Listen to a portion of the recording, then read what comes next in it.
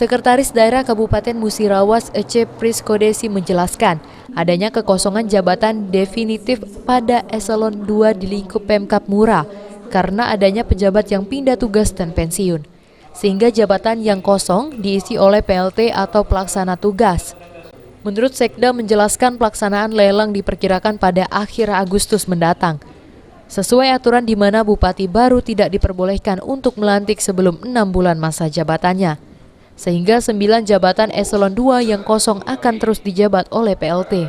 Pelaksanaan lelang jabatan terbuka untuk seluruh ASN yang memenuhi syarat dan ketentuan, bahkan dari daerah maupun provinsi lain di luar Kabupaten Musirawas. Yang kosong karena ada yang pindah, ada yang pensiun itu.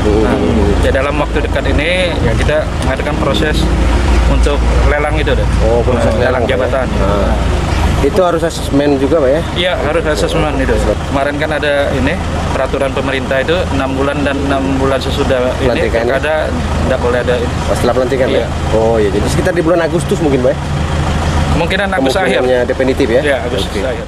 9 OPD yang dijabat PLT yakni Dinas Kesehatan, Badan Kepegawaian dan Pengembang Sumber Daya Manusia atau BKP, SDM, Dinas Perkebunan, Dinas Perikanan, dan Dinas Lingkungan Hidup atau DLH.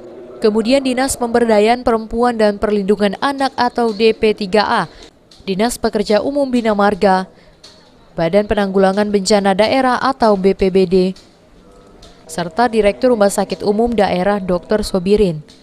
Tri Hajarya, PAL TV.